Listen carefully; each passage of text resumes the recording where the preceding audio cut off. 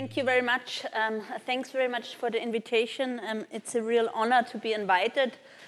I will talk about calibration and confirmation in climate science. So one of my research interests is in the philosophy of climate science. And this is joint work I did in the past years with Katie Steele, who used to be at LSE as well and is now in Australia at the Australian National University. So I want to start with an example that introduces the question. So in the climate system, there are, of course, a lot of processes going on. And one issue here is that there are aerosols. These are, you can think of them as just small particles in the atmosphere. And they're important for climate change because, among others, they reflect sunlight and also influence the clouds. And so one has to consider them in climate models. So that's the second one. In the climate model, the aerosol forcing describes the change in the radiative balance of the Earth that arises from a certain concentration of aerosols. And in general, we'll see that later with the example. I will come back to example later on.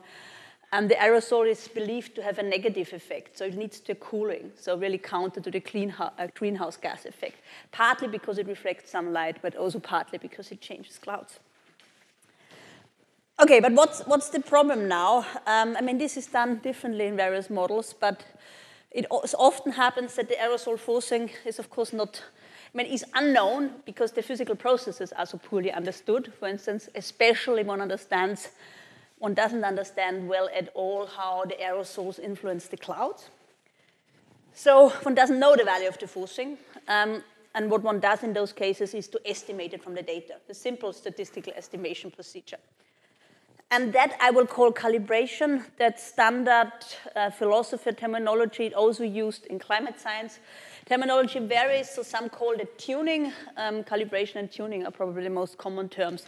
But I mean, for us, it's just important to know what I mean by it. This is really just estimation of parameters.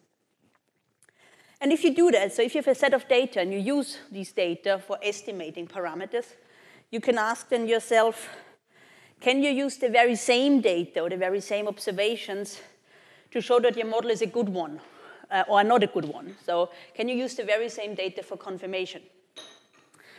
And this is not terminology which we also need to introduce, which is standard in philosophy, also used in other disciplines, but which we'll be useful later.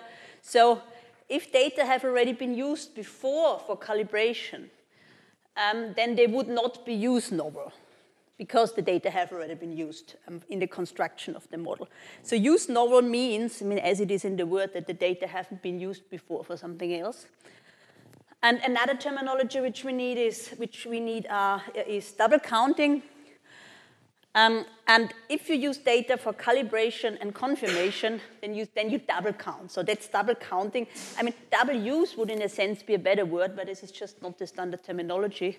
The term used for that is double counting, same that they're used for calibration and confirmation. Okay. And this is, of course, an issue that doesn't only arise in climate science. I mean, this is clear. This is really more a statistical question. Arises in many disciplines whenever really mathematical modeling is used. There's a lot of debate about this in climate science. That's why Katie and I originally started to work on that, because climate scientists also approached us and wanted to work on the topic, and this got us all interested. But there's a debate on exactly the same topic, for instance, also in economics at the moment. Of course, in physics it arises as well, so in many cases. Good. For what follows, I'll work with just very simple example to illustrate the claims that follow. These claims that, these models are, of course, much simpler than the climate models. I mean, these are, in a way, the simplest models you can think of. But nothing really, in essence, changes if you replace that by climate models. I'll later give us a real example from climate science. So, very simple example, you compare two model classes. So a linear class, this is m, yt equals mt. And here, of course, small m is the parameter that needs to be estimated. And n, the quadratic model class, yt equals nt squared. And for the moment, we assume that m and n are in the interval 1, 10. But really, as you see, it's very simple. The point here is to compare the a linear model with a quadratic model. Class, yeah, you have to estimate the parameters. Bayes models mean that we consider all these linear models with all the different, so if m is 1, m is 2, and so on. And model instances are then these you get from Bayes models if you assign specific values to small m and small n. So for instance, m1, if we go back, would then be yt equals 1 times t, so yt equals t, or n2, yt equals 2t squared.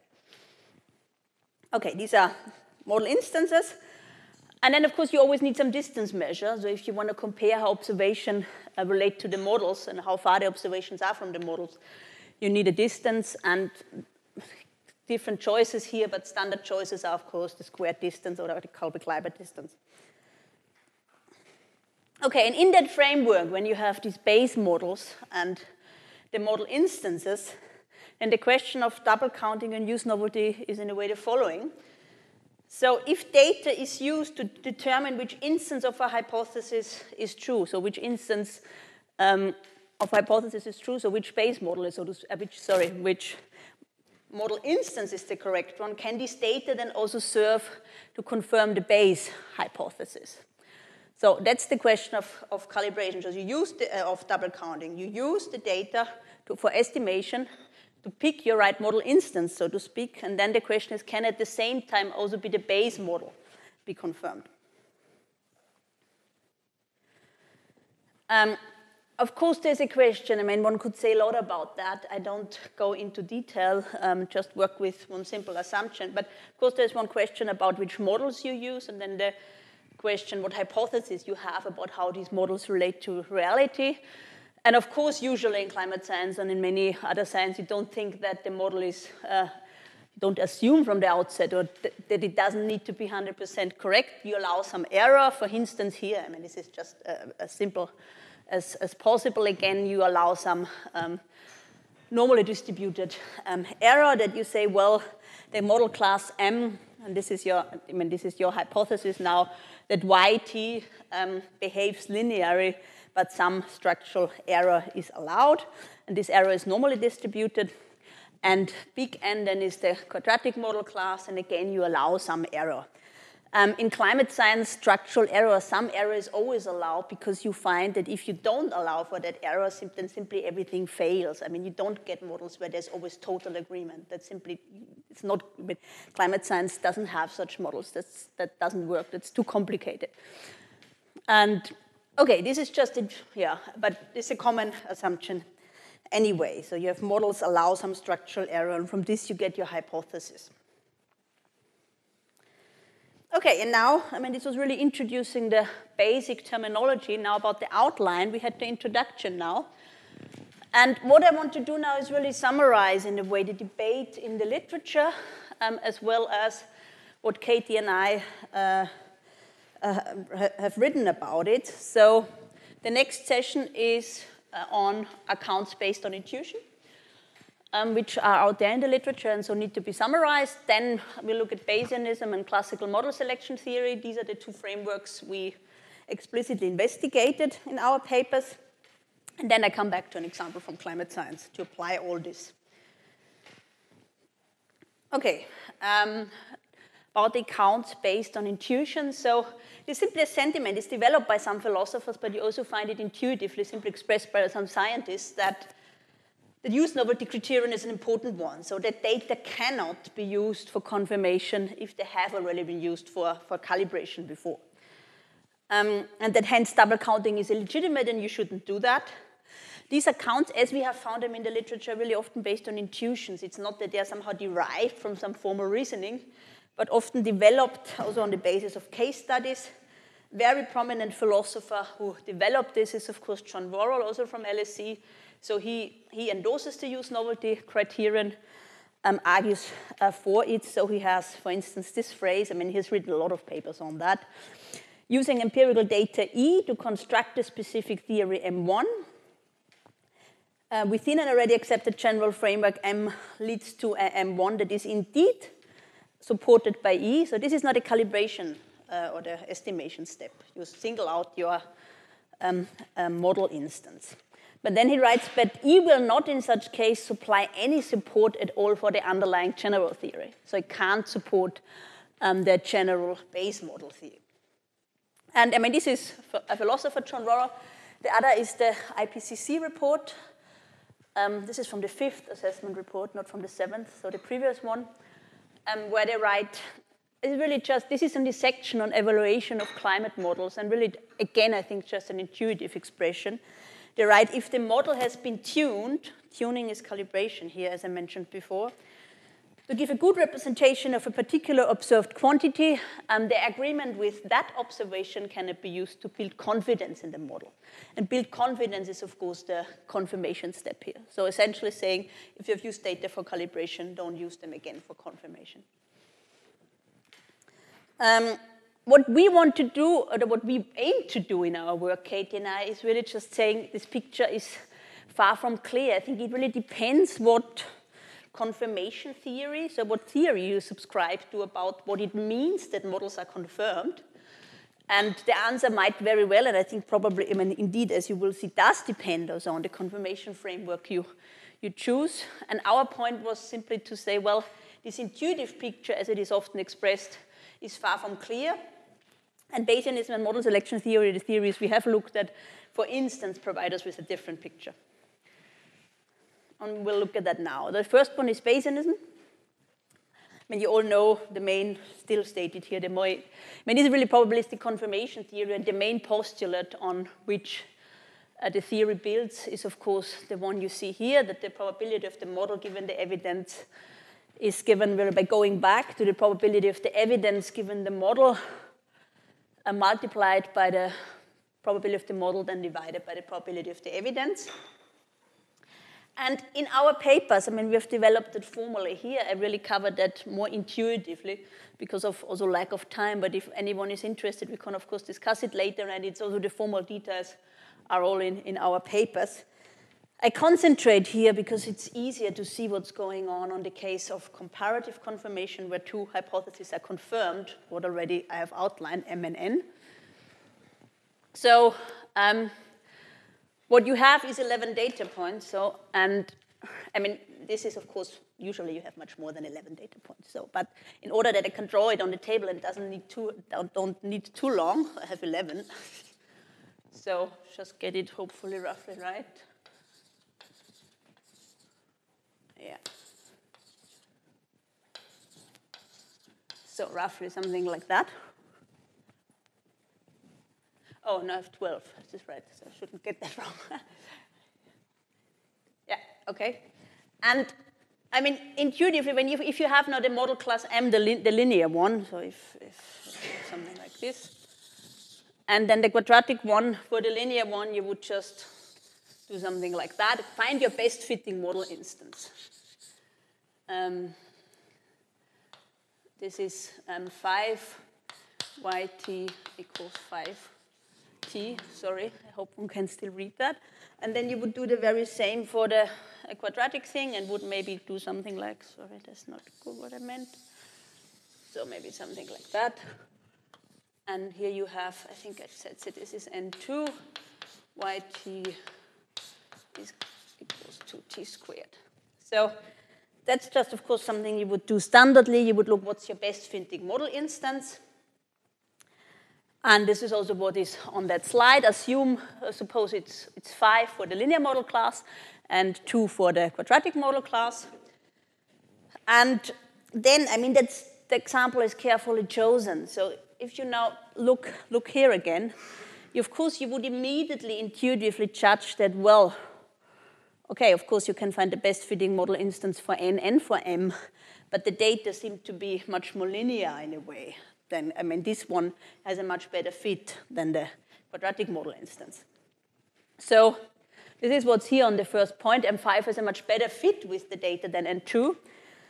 And I don't have now the formal Bayesian framework machinery here, but as I said, but you can exactly that intuitive argument, what you see here, that you will see, well, I've used the data for calibration, but I also see that there's a better fit to the linear class here. you find in the formal framework as well. And so you see that here you use the data for confirmation as well as calibration, and you do that intuitive, and there seems nothing wrong about that. And that's also, I think, what you find in the Bayesian framework. So you calibrate, you confirm, double counting is happening here, and it's fine, and use novelty, that the data need to be use novel for confirmation, doesn't play a role here. Yes, I mean, this is the general point, what I said. I mean, this was the example now, but you can show that generally that in the Bayesian analysis, M can be confirmed relative to N because one model has a better fit with the data than the other. So because of the likelihoods, because the likelihoods given the model instances differ. So use novelty doesn't really play a role in the Bayesian framework, and double counting is entirely legitimate. This was one framework we looked at, the one we started with. And then we looked at another one, namely classical model selection theory, where things are again different, more subtle in a way, more complicated, or more nuanced, what I wrote here. And yes, so first, briefly, what is classical model selection theory? So here we focused in our papers really on classical model selection theory, there's also a Bayesian version of model selection theory. What I present here is not about the Bayesian version. That would be again another case to look at. So classical model selection theory, that's in the name, classical considers methods of classical statistics. And it presents us with a variety of methods that provide, there's really a variety, and we'll later have a look at two, but with a variety of methods that provide an approximately unbiased estimator of the predictive ability of the models. So that's the interesting aim here, to really provide an estimator of predictive ability of models in the classical sense. And so in a sense, it provides a formal framework for analyzing the intuition-based judgments underlying the use novelty accounts, because they are, of course, I mean, John Roller is very clear that it's really about the predictive ability of the models.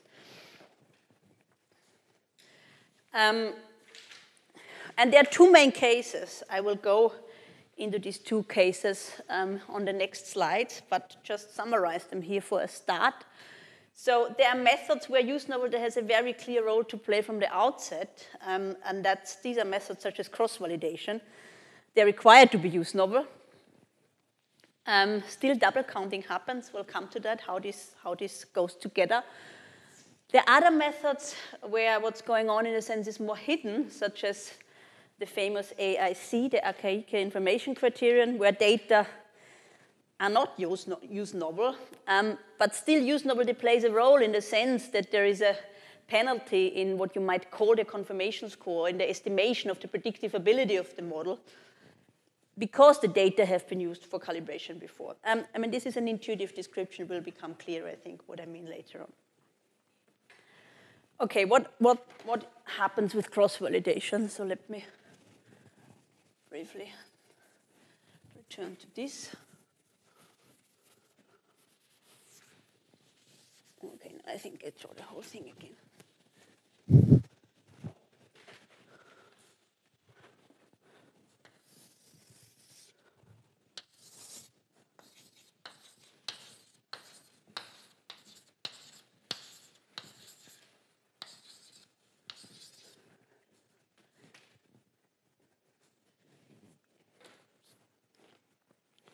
Okay, so, I mean, that's the abstract procedure. So what you do is you use n-1 data points to calibrate the model. So this would mean, I mean, you do it then later for all possible selection, but you delete, for instance, that data point at let's do that a bit up. So that data point at the beginning, and then you say, well, what's my best fitting linear instance here? And it might be, again, something like that. Oh. Apologies. And then what you do, then you use the remaining data point for confirmation. So I would say, okay, how would this continue, and what's the distance between, I mean, this is now extremely tiny distance, between what you predicted and the remaining data point. And of course, you would then do that not only by omitting this first data at the last data point, but you would do that for all. So you would do the same procedure here, omitting that data point, find the best linear model instance, and then predict what's the distance. Maybe this is something like, it goes more like that, and you would have a bit larger difference here, and then you omit that data point, that one, and so on. You see how this works. So you do this, that's the third point, for all possible selection of the n-1 data points, and then you average over it, of course, to get an average, to determine the predictive ability of the model. And then at the very interesting, at the very end, what you do is you say, well, okay, now I have calculated, so to speak, when I found out about the predictive ability of the model. But now at the very last step, when I want to find out what's the best model instance, I use again all data for calibration. I don't want to lose any information. So at the very end, what's done again is to do what we have already seen before. So in the end, you again, of course, arrive, this is what I have done now, at your yt equals 5t model instance and your yt equals 2t squared model instance.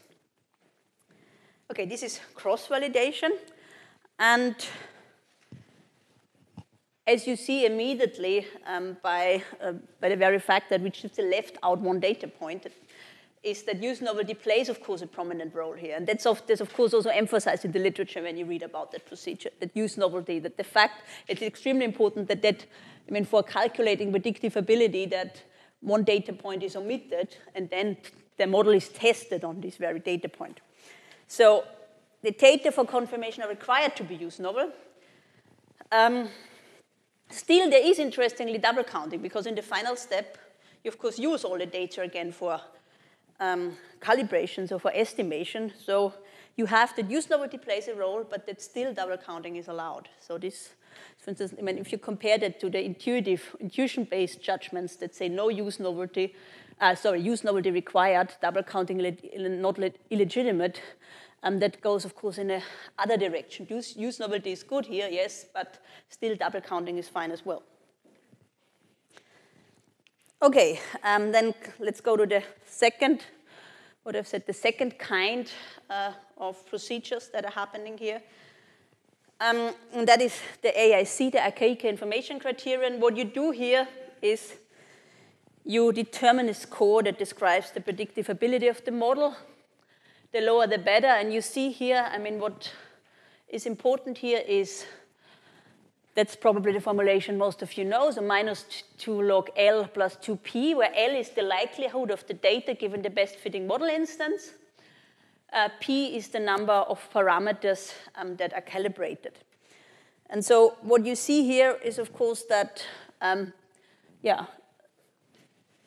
actually what you do here when calculating L is, of course, you use the data for estimation. I think that is the, so what you do is, if you look again at M and N, in order to calculate your L here, you, of course, need to find the best fitting model instance.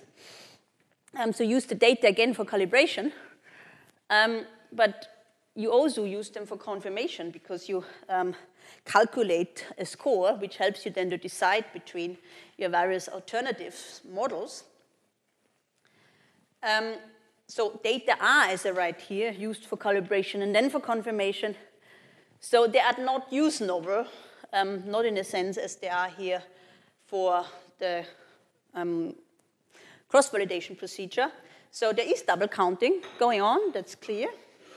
There is still something going on, and that's, of course, the, if we look at the second point here. So AIC is doesn't only consist, of course, of calculating the likelihood, but of course you have also this other term given by, and in this other term the number of parameters is crucial. And the other term is, I describe it here, and this is not only my description, but how do we describe it here? Penalty term, because this is, so to speak, the term that in the confirmation score, because the data have been used for calibration before. That's, of course, needed. If you didn't have that, you wouldn't get something like, you wouldn't estimate the predictive ability of the model. So that's how you get to this picture, was I presented already before, that you have here more nuanced and subtle procedure. So both cross-validation and AIC are approximately unbiased estimators.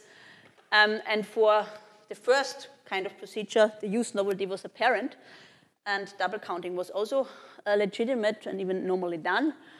And for other methods, such as AIC, the data are not use-novel because, of course, you have to use them at the very beginning for the estimation procedure. But there's still something like use-novelty plays a role because you have this penalty term in the confirmation score because the data have been used before for calibration. Okay, and what I want to do now is to come back to an example from climate science.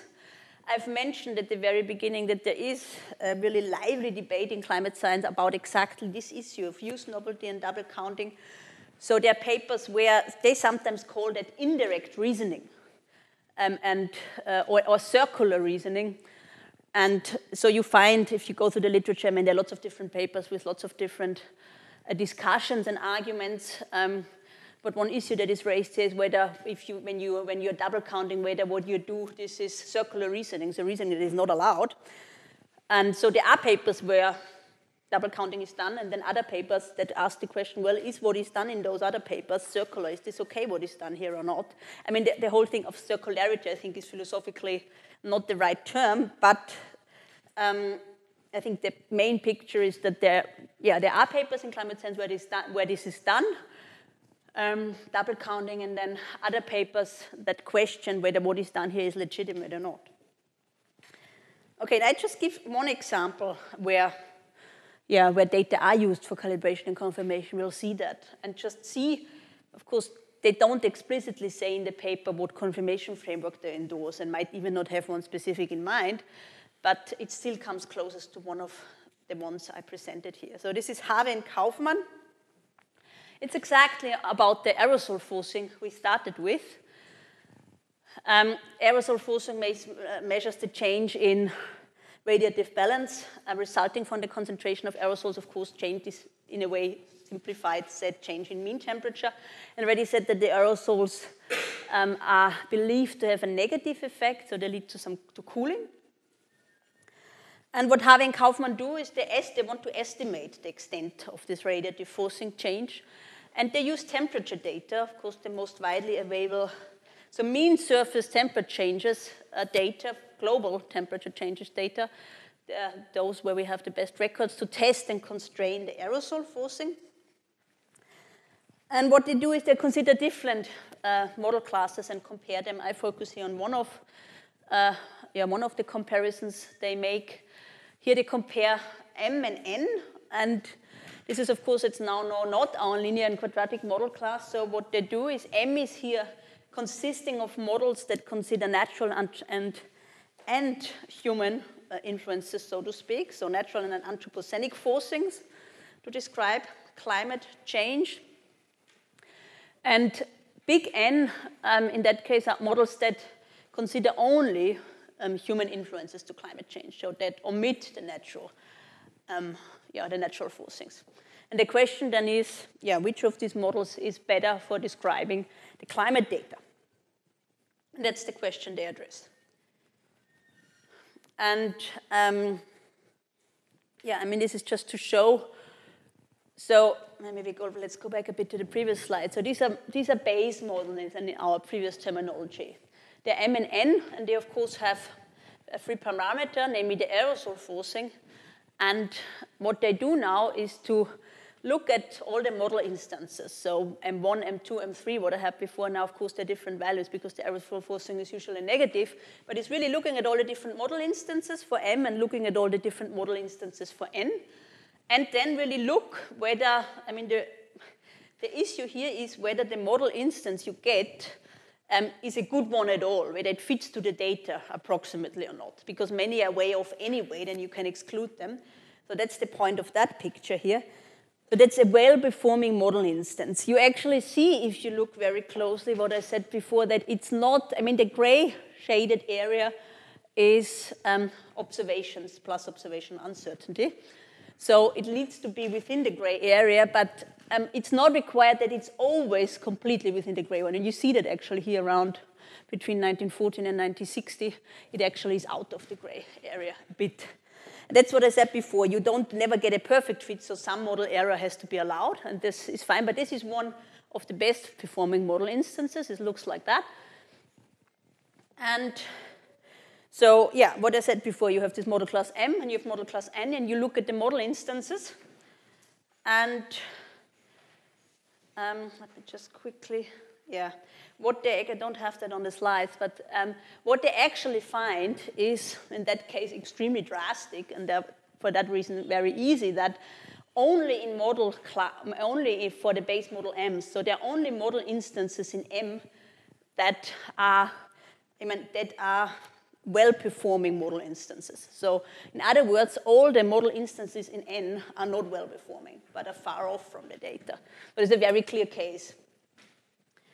So these are well-performing instances of M. You wouldn't even find the well-performing instances of N for that comparison they look at in the case, because all the N's are simply too far off from the observations.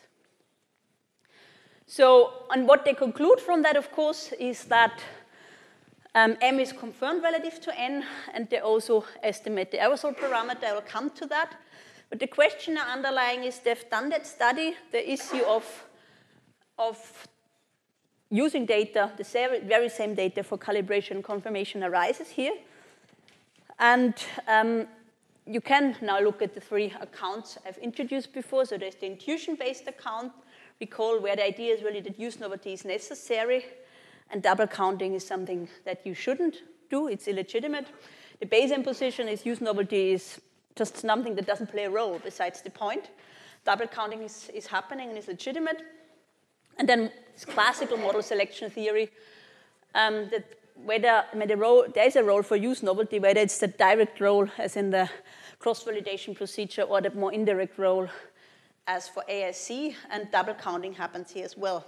And you can ask yourself, what confirmation framework do Harvey and Kaufman have in mind here? And of course, not surprisingly, they don't state what confirmation framework they have in mind. They might not, probably don't have any of these specific in mind. But we ask ourselves now, what they do. Does this come closest to the intuition-based accounts, to the Bayesian position, or the classical model selection theory? And I think to that, there is a clear answer. So if you reconstruct what they are doing, I think it's clearly closest to the Bayesian position, what's going on here. And as I already said, they use all the data for calibration and confirmation. In that case, it's specifically simple because you only find that model instances of M are confirmed. And they use all the data both for calibration. That's the aerosol range you get. As I mentioned already before, it's negative because the aerosol forcing has a negative effect. It has a cooling effect on the climate system. And to confirm M over N. So what they do here comes closest, I think, for the frameworks we have considered to the Bayesian position. But it's, of course, only one paper. So there are other papers. Actually, there are a few, although not many, applications of model selection theory in climate science. And in those papers, of course, what happens is really, of course, more what the third point here, the classical model selection theory is applied. But they are explicit about what they do. They are not. This is really one of those standard studies where what's going on is more intuitive. And this is one of those studies where people have questioned, is what Harvey and not other climate scientists have asked, is what Harvey and Kaufman doing, is this legitimate or not? Our analysis, of course, in that case would say, well, what they seem to be doing is closest for the Bayesian position, and in that framework, it's entirely fine what they do. Okay, so it's really all I wanted to say. Let me now summarize. And what the aim was really to present our work and also a summary of the literature on this question of double counting and use novelty. And the point we really wanted to make is it depends on the framework you adopt. And the framework that is prominently out there is the intuition-based framework, where based on intuition, as a historical case study, it's developed that data have to be use novel, and that double counting is something that's bad, that you shouldn't do. Then we have looked at the Bayesian position, where I think the picture is simple. You get the data. Use novelty doesn't play a role, simply doesn't play a role, yeah? And double counting is legitimate. And then the picture in classical model selection theory, which is more subtle, Because you have elements here of the intuition-based account, namely that use-novelty does play a role. It's clear from cross-validation, but also in AIC. But that still, unlike in the intuition-based accounts, it's not the case that double counting is illegitimate, but on the contrary, what you do at the end is also to double count. And I mean, that conclusion is, of course, a bit contentious. It really depends how you want to look at that issue. We think that conclusions drawn from Bayesianism and model selection theory are superior in the sense that they clearly state what framework, what confirmation framework you start with as a basis. So the intuition-based frameworks are purely intuitive. And intuitions vary, of course, as I think became clear in many, many discussions we had. So for some, intuitively, it's very clear, and they argue for it, that double counting is bad and use-novelty is necessary. Others say, what's the point? No, of course, it's not necessary. So I think intuition can vary. And here, in the Bayesian and the classical model selection theory framework, you have a formal framework, so you know what you're working with. OK, then, just to say, if anyone is more interested in the details, we can, of course, questions are very welcome, of course, and we have also papers out there on both the Bayesian and the classical model selection theory case. Thank you very much.